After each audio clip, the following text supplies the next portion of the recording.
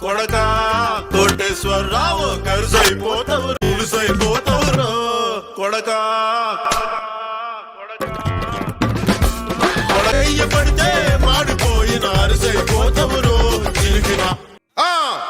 చిరిగిన పరుసైపోతావురో